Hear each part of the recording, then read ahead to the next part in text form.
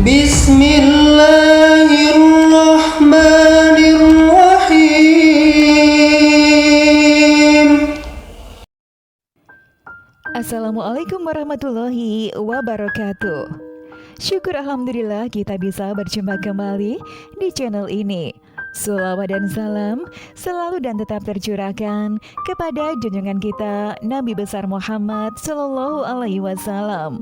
Allahumma sholli ala Sayyidina Muhammad wa ala ali Sayyidina Muhammad.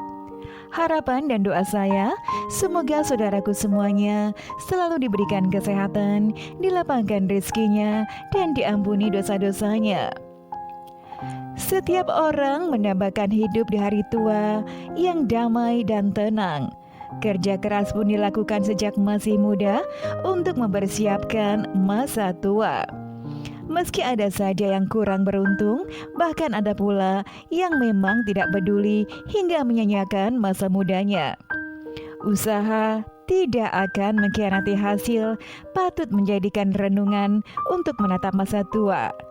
Segala sesuatu yang diusahakan untuk masa tua tentu akan menuai hasilnya. Namun, mereka yang tidak beruntung di masa tua bukanlah tanpa sebab. Biasanya, berbagai faktor yang dilakukannya di masa muda membuatnya susah di masa tuanya. Namun sebelum lanjut, kita ingin mengingatkan kepada Anda semuanya untuk jangan lupa subscribe channel ini dan aktifkan juga loncengnya. Like dan share video ini sebanyak-banyaknya, dan mari kita sama-sama bangun channel ini dan menyebarkan syiar Islam ke banyak orang. Sahabat beriman, mereka yang tidak beruntung di masa tua biasanya banyak mengabaikan hal-hal penting di masa mudanya. Padahal itu merupakan kunci hidup sejahtera di masa tua. Untuk itu, ada beberapa ciri orang susah di masa tuanya yang patut menjadi perhatian. Berikut adalah rangkuman ciri-ciri orang yang susah di masa tuanya. Yang pertama adalah menggampangkan utang. Ciri-ciri pertama orang yang susah di masa tua adalah menggampangkan utang. Orang seperti ini menandakan dirinya tidak memiliki tanggung jawab. Bila ia seorang muslim, tentu paham betul pentingnya membayar hutang, sebab hutang sangat jelas disebutkan dalam Islam. Sekecil apapun hutang harus dibayar. Dalam sebuah hadis yang berbunyi, ruh seorang mukmin itu tergantung kepada utangnya sampai utangnya dibayarkan. Hadis riwayat At-Tirmizi dan Ibnu Majah. Yang kedua adalah hidupnya suka boros. Boros merupakan perilaku kebiasaan berlebihan dalam menggunakan uang untuk memenuhi keinginan yang tidak terlalu penting dan hanya untuk bersenang-senang saja.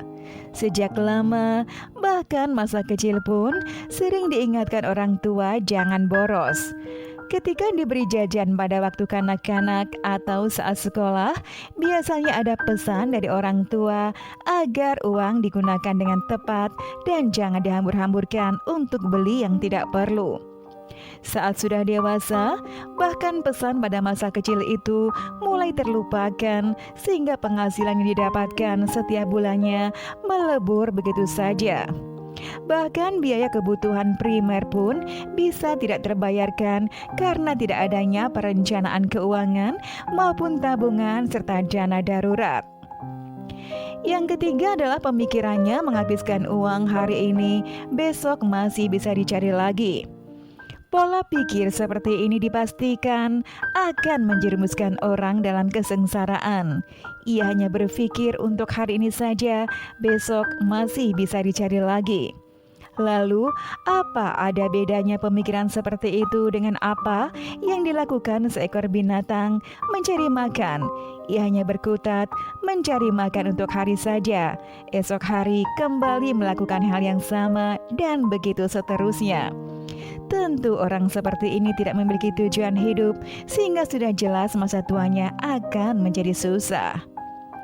Yang keempat adalah membeli sesuatu yang seharusnya tidak perlu.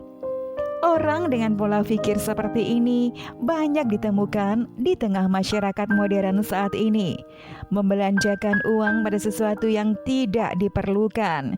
Tentu saja bagian hidup boros yang bermuara pada kesusahan di masa tuanya. Yang kelima adalah menghabiskan uang untuk gaya hidup. Orang dengan karakter seperti ini biasanya tidak peduli dengan masa depannya. Ia hanya berkutat pada kebutuhan saat itu saja. Dan saat memiliki uang, justru ia habiskan untuk memenuhi gaya hidup. Dan bahkan ia rela berhutang sana-sini hanya untuk memenuhi kebutuhan gaya hidup saja. Orang seperti ini dipastikan akan susah di masa tuanya. Ia tidak peduli akan tanggung jawab terhadap dirinya sendiri. Yang keenam, tidak punya tabungan. Ciri-ciri orang susah di masa tua ini merupakan akhir dari beberapa ciri di atas. Saat memiliki uang, ia hanya berpikiran bagaimana cara menghabiskannya. Tidak peduli bagaimana hidupnya esok atau ke depan, sehingga ia merasa tidak perlu memiliki tabungan. Yang ketujuh adalah tidak punya rencana untuk masa depan. Tidak punya tabungan, suka hidup poros, mengikuti gaya hidup dan lain sebagainya, merupakan orang yang tidak punya rencana untuk masa depannya. Bagaimana ia akan menghadapi masa tuanya, sedangkan dirinya saja tidak memiliki rencana akan masa depannya? Nah, sahabat beriman yang dirahmati Allah, dari ciri-ciri tersebut di atas sudah jelas orang yang susah di masa tuanya. Semoga kita semuanya dapat mempersiapkan diri untuk hidup di masa tua dengan lebih nyaman. Demikian video dari kami, mudah-mudahan bermanfaat. Wassalamualaikum warahmatullahi wabarakatuh.